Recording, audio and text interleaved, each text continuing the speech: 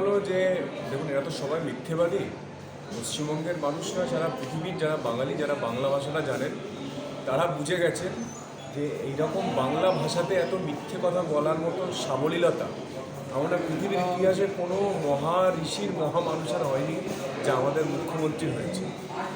আমি টুইট করেছি, আমি ফেসবুকে পোস্ট করেছি, আজকে নয়, বহুদিন ধরে আমি লিখে যাচ্ছি আপনাদের সবাইকে। আমি সেই কপিও পাঠিয়েছি। সংবাদ মাধ্যম সেই কপি কিছুতেই প্রকাশ করে না মানুষের কাছে। এটা আমার কাছে অবাক লাগে যে মিনিস্ট্রি অফ জলশক্তি, কেন্দ্রীয় সরকার, তারা 30শে জুন 2022 এই ঘাটাল মাস্টার প্ল্যানের ফেজ 1 1238.95 লক্ষ টাকা, মানে 1238 কোটি 95 লক্ষ টাকা তারা অলরেডি ইনভেস্টমেন্ট ক্লিয়ারেন্স দিয়ে দিয়েছিল 2022-এর 30শে জুন।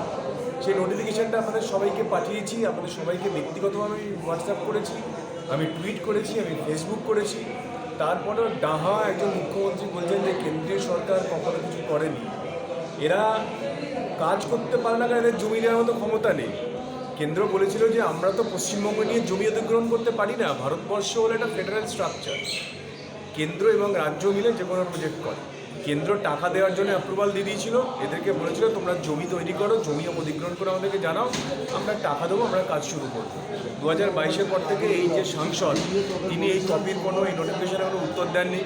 মুখ্যমন্ত্রী কেন্দ্রীয় সরকারকে কোনো উত্তর দেয়নি, শুধুমাত্র রাজনীতি করার জন্য 2024-এ অভিষেক বন্দ্যোপাধ্যায়কে নিয়ে, মুখ্যমন্ত্রী এবং সাংসদকে নিয়ে, তাই তিনি বললেন যে 31শে ডিসেম্বর 2024-এর মধ্যে ঘাটাল মাস্টার প্ল্যান হয়ে যাবে।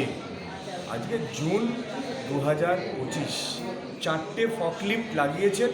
সেটা হলো শুধু নদী আর খাল থেকে মাটি কেটে পাশে মাটিগুলো রেখেছে। আপনারা ক্যামেরা নিয়ে গিয়ে দেখে আসুন, 4টে ফকলিফট গোটা ঘাটালেতে আছে, মাটি কাটছে, মাটি তুলে পাশে রেখেছে। এটাই ঘাটাল মাস্টার প্ল্যানের কাজ চলছে গত 1 বছর ধরে। এটাই নাকি 1500 কোটি টাকার কাজ। বাকিটা মানুষ দেখছে, মানুষ জলে ভাসছে, মানুষ চায়।